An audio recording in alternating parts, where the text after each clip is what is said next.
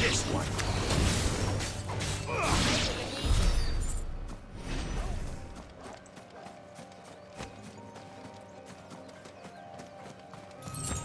Careful.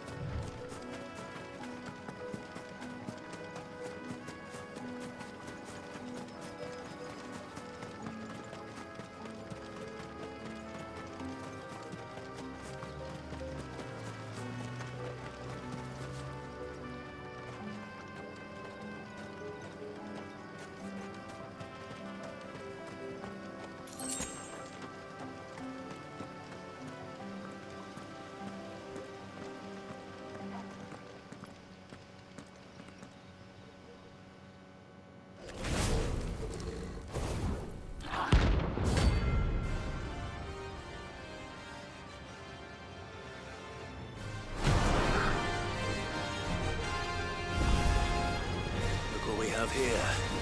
Greetings, Your Majesty. Get him! Throw for him! Get him!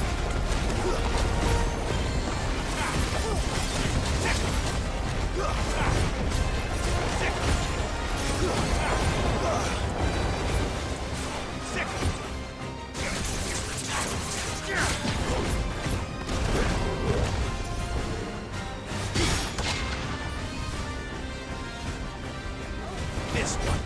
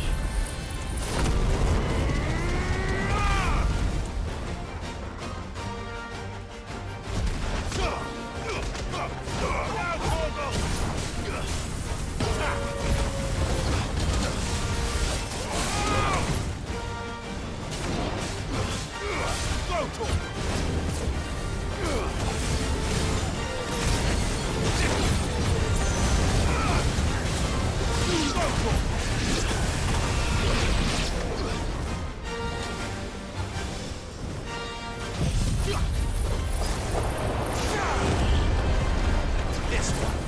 Go for it. Second. Go for it. Second.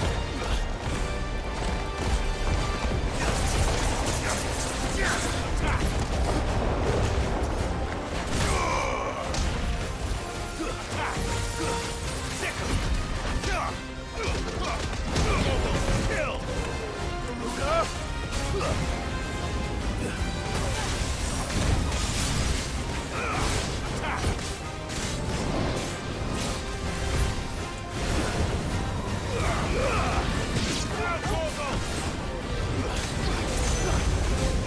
This one. Guess we're all ready.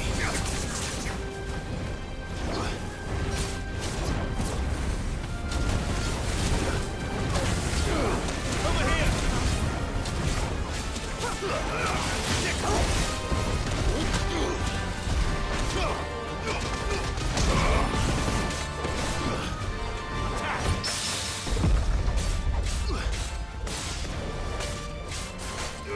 Get him! Fuck. I needed that.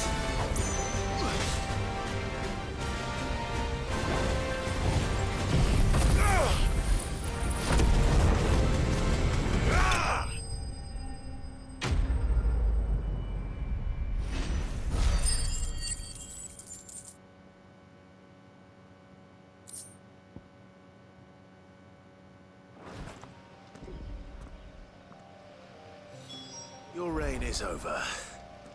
Now to collect the ash. I should probably have brought a bucket.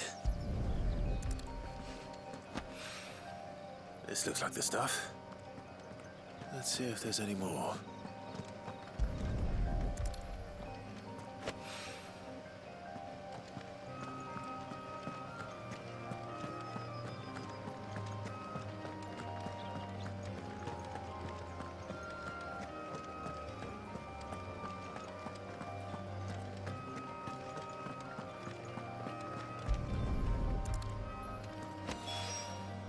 That should do it. If Owain needs more than this, he can fetch it himself. You were right, boy.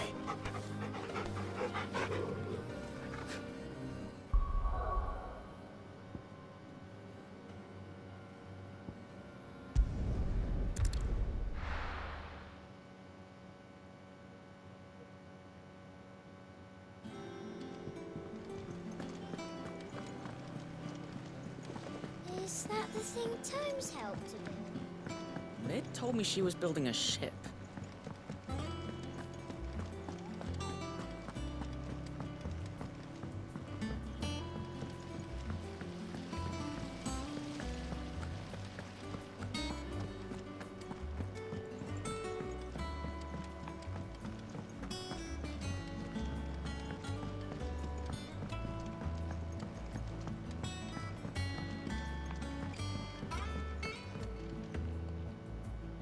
All right there, Sid?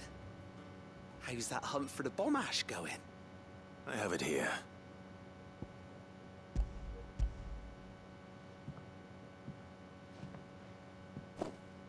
That's the stuff. And plenty of it, too. Enough to keep the Olympic bubbling away for a good old while. You're a gent, Sid. Let nothing say otherwise. Right then, let's get this contraption up and running.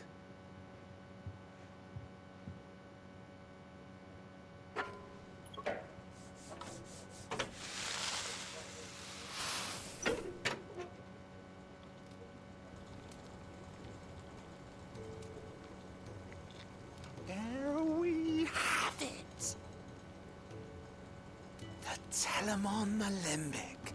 And it works just like the chief said it would. Very impressive. Says the man who cut down a burning boulder. Speaking of which, I still haven't returned the favor. There's no need. The good it will do for the hideaway is reward enough. Don't be silly. Why don't you let me take a look at that bag of yours? The one you keep your potions in. Reckon I could work some magic on that, huh? What kind of magic? Well, we happen to have isolated a substance in our test run of the Alembic that I reckon will make even the toughest leather supple as anything. Thought we might use it to breathe new life into old boots and the like. Save the hideaway a few gil. Ah, I reckon if we slap a bit on your bag, it'll loosen it up enough for you to squeeze in a bottle or two more. Well, it can't hurt to try, I suppose. That's the spirit. Leave it with me. I'll only be a mo.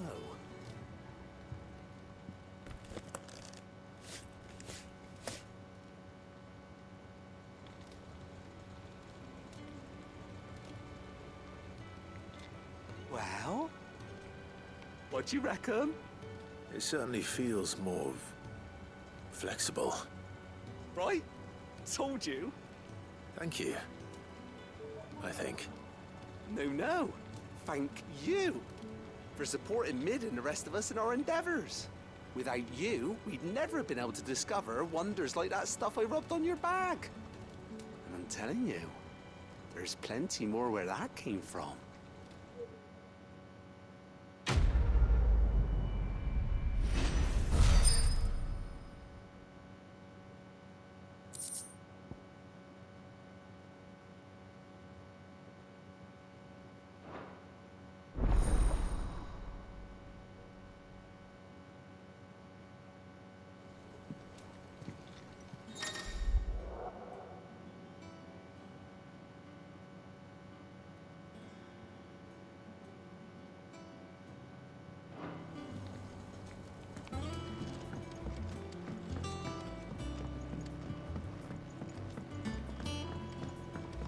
Think Mid might need some help.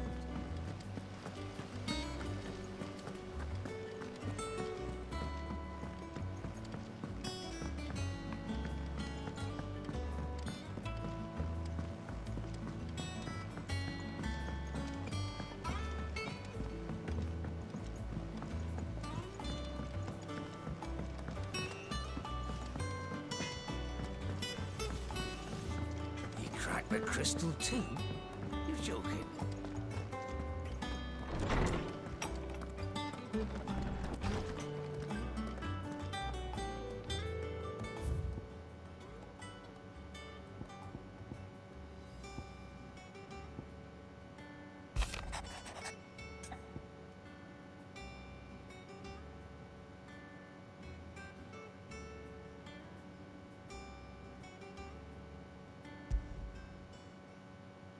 Trouble with the ledgers.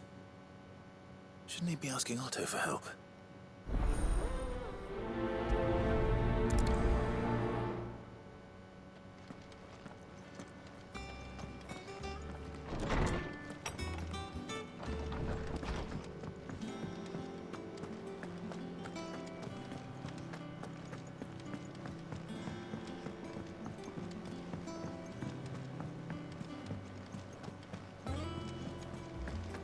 Is that the thing Tomes helped to build?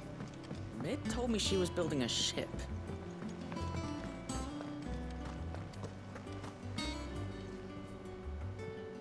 Clive, did you get my letter? That's why I'm here. Shh. Otto won't be listening. Is this better? A little.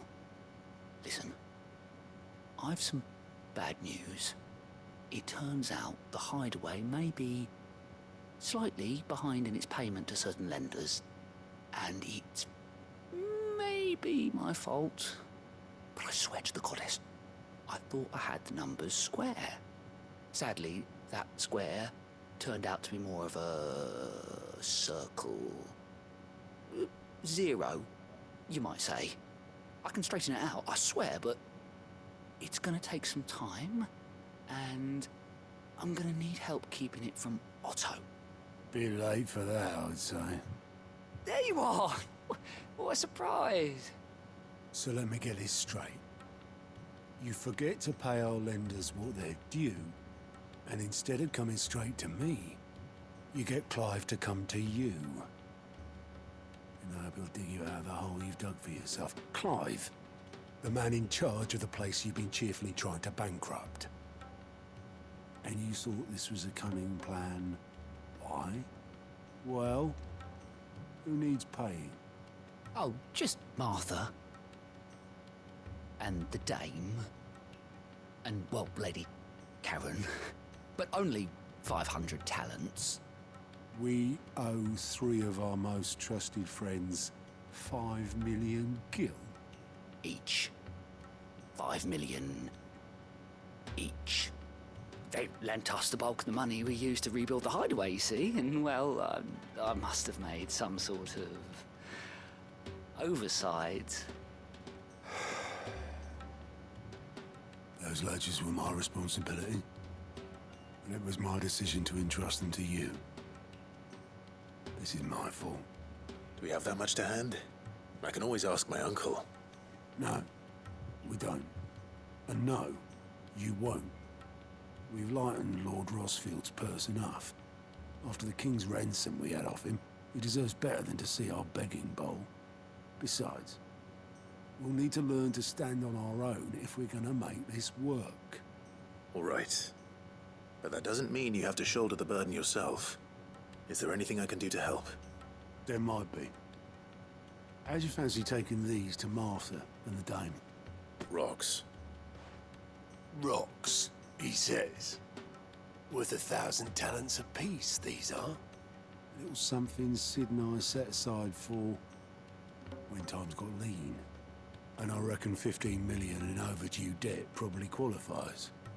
I just hope our associates' eyes are a bit more discerning than yours. I'm sure there will be. Should be me making the rounds, really. But you know how it is with this place. Orders to bark, arses to wipe, and all that. I know. Which is why I don't mind going in your place. Go. Do you know why I only gave Master Clive here 2 star rubies? Because you'd rather Lady Charon killed me. Because I'd rather Lady Charon killed you. Yes.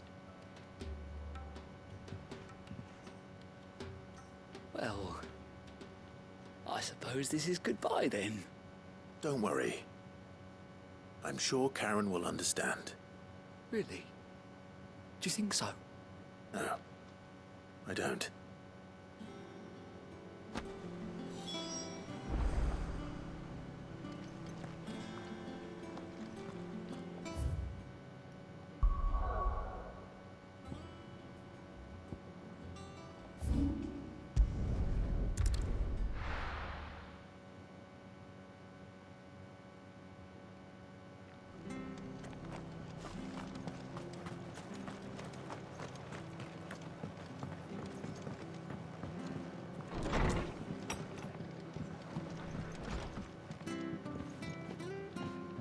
Clive, we weren't expecting you. I wasn't expecting to be here, but it seems we still owe you a considerable amount of coin for your help with our rebuilding efforts. And though I doubt it's what you were expecting, we were hoping you'd take this as payment.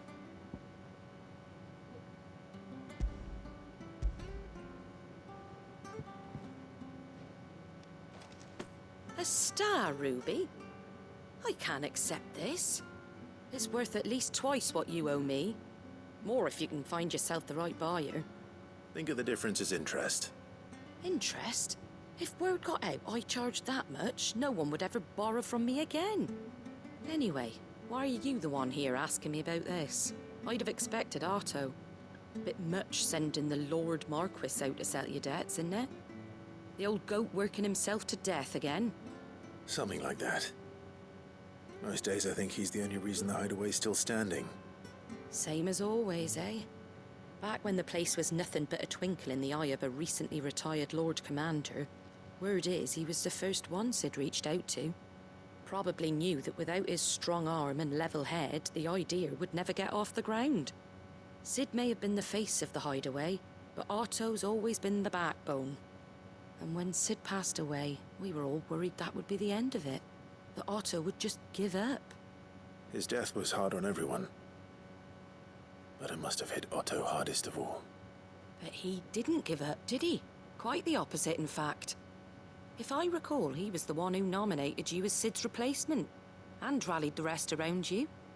I reckon what he saw in Sid, he saw in you too. And don't we all?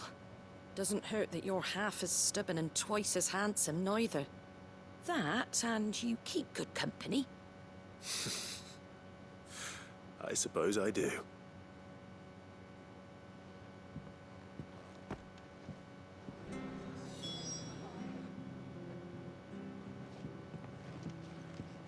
Suppose now I have to find someone who can actually afford a star ruby.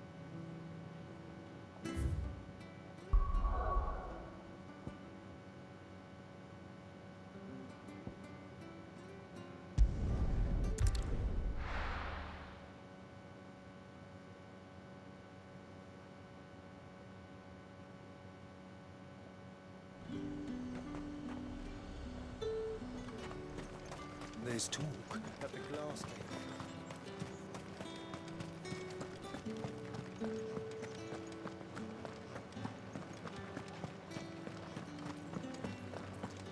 Did you hear? The gates to heaven. I want to see. What am I gonna do without Sweetwater and oil of talc? Still no caravan from the Dominion's perfumeries yet. Milady, I come bearing gifts. Gifts? Whatever is the occasion.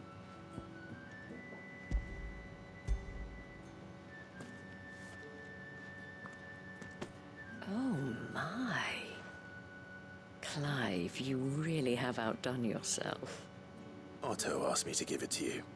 To settle the Hideaway's debt with the Veil. And to compensate you for the time it took us to do so. You disappoint me, Clive. I thought you might finally be warming to me. Tell Otto he can keep his baubles. I tried to tell him as much the first time around. The man owes me nothing, nor does the Hideaway. My contribution to the restoration effort was made freely and willingly. It was the least I could do. You once told me Sid did you a kindness. I'd like to do the same. Please, accept it. For my sake. And for Otto's. For all of us. For all you've done. It is rather fetching, isn't it? Very well. Otto is lucky to have you, Clive.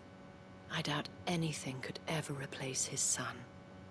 But you and the others at the Hideaway are the closest thing he has to family. Otto had a son.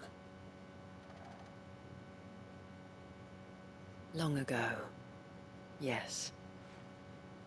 Sid told me Otto lost him when he was just a boy, and blamed himself for not being able to stop it.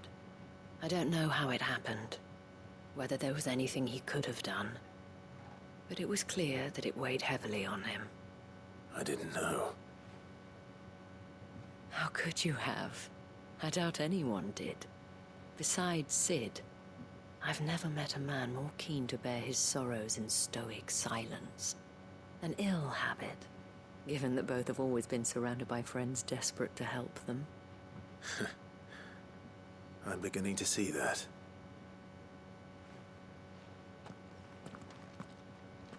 Goblet will want to know the stones were delivered. If he's still with us. Give my regards to Otto. And tell him I do so miss his visits.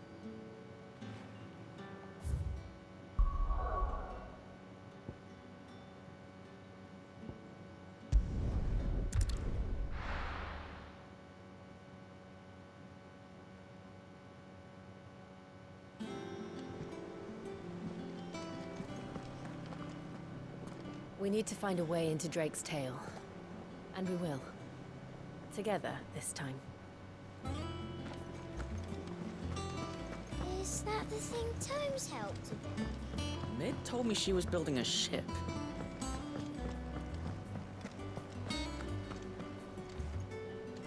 Gaute. Still alive, I see. So Lady Charon accepted the ruby. Ah, about that. I tried my best, but she was just too stubborn to take it. She threw it right back in my face, in fact, and told me I could stick my stupid stone where the sun don't shine. Charon refused payment. I hope it wasn't something I said. I'm sure you were as tactful as ever. Let me see what I can do. Oh, wonderful. I hope you have better luck than I did.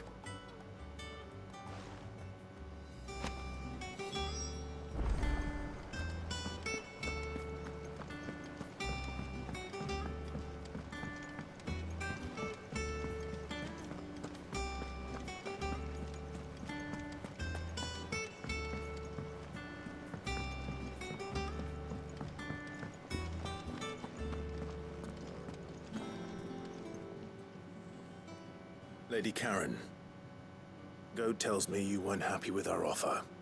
Would you prefer the debt was repaid in coin? What debt? I don't recall lending any of you lot me hard-earned gil.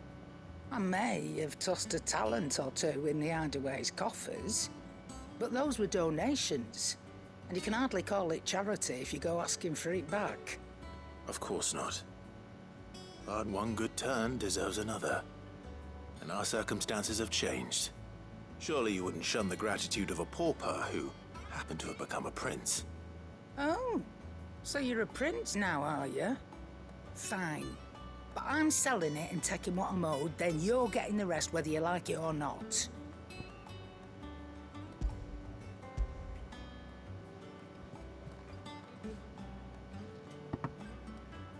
Where'd you even get this? A decent trader might nab 1,000 talents for a star ruby. A canny one, meanwhile, might claim it were nicked from the belt of Sid the Outlaw himself and ask twice as much. Might be I already have a buyer in mind. Might be you even know her. A fine continental maid whose beauty's only eclipsed by a guile in commerce. You wouldn't mind, would you? Not at all. Just be sure to tell her that it's always a pleasure doing business.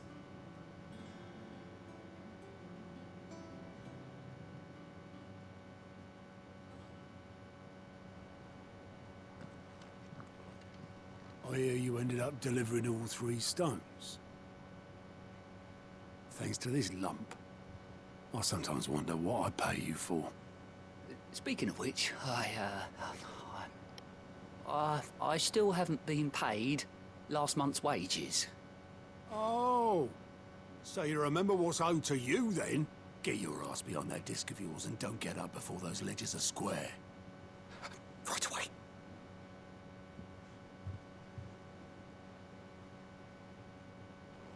I've seen that before. Yeah, yeah. Plenty of times. It was the only goblet Sid ever used. Either out of habit, or because the filthy sod couldn't be bothered to find a clean one. I knew so little about him. Like most people. Martha and the Dame both seem to have fond memories of him. I bet they do. How long did you know Sid before he... Before he died. 20 summers, give or take. Back in the day, I was a purser on a trade ship, which is where I met him. He bought passage to... oh, forget where. But having nothing better to do on the long nights, we set up drinking island rum till the morning bell dragged me back to my duties. Quit my post not long after that. On account of making a fine maiden's belly fat. But me and Sid stayed close, promising we'd one day sail the seas again. That was before fate stepped in and said she was having none of it. The magic woke inside my son soon after his first name day, and there was no hiding his knack. Couldn't you and your family have... My family were the ones who summoned the constable, wanted the monster taken away. I couldn't turn my back on him. Forget what I felt, and I couldn't for the life of me understand how they could. Luckily, Sid was of the same mind as me. It was him who stood beside me when all I wanted was to tear the whole world down. Him who cried for me when I had no tears left of my own. Him who swore he'd do everything he could to stop it from happening again. And he was true to his word, too. Left the Royal Army once and for all. His ranks, his ribbons, gone. Just like that. Threw away everything he had. All to right a wrong that no one else had the courage to face. I knew then I'd follow that man to the ends of the earth.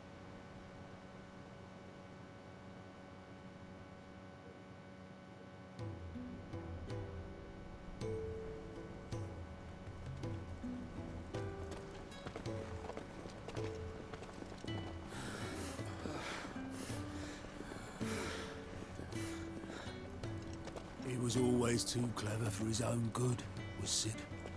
Saw the world for what it really was, while the rest of us were content to go along with the lie we were shown. And it can't have been easy, bearing that burden alone.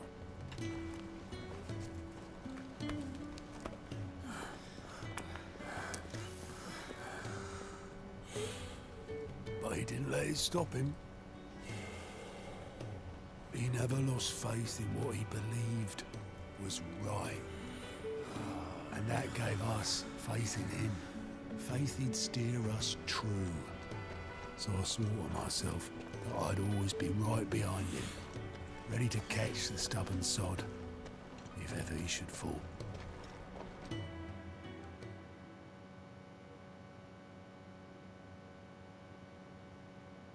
But I couldn't even do that.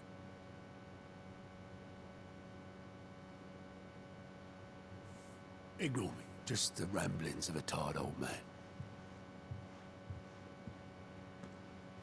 Leave that lot. I'll tidy it up in a bit.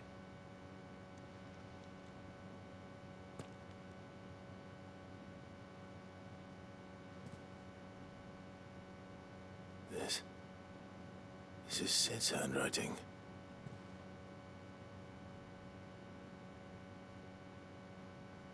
Dear Otto.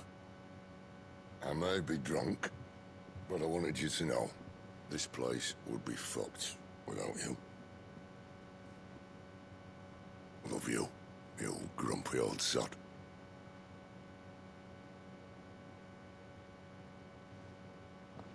This note. What about it? Sid was right. Without you, we'd all be lost.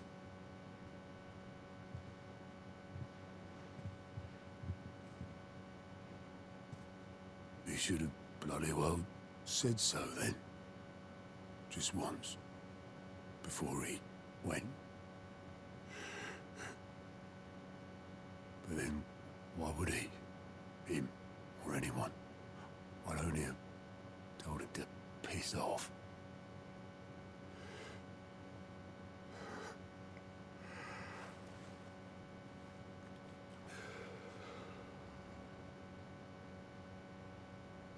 You're wrong, though. Both of you.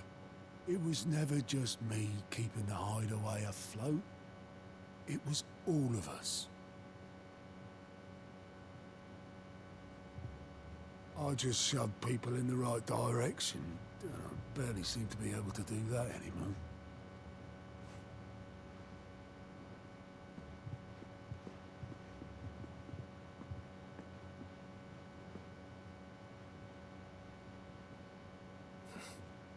Would you rather go at the helm?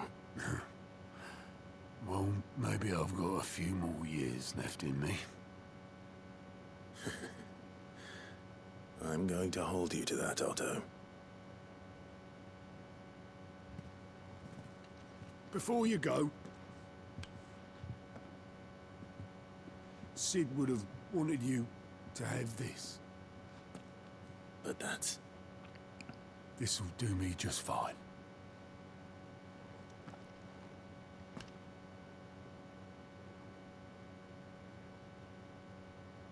Thanks for the ray of sunshine. I'll see if I can't pay you back. Already have.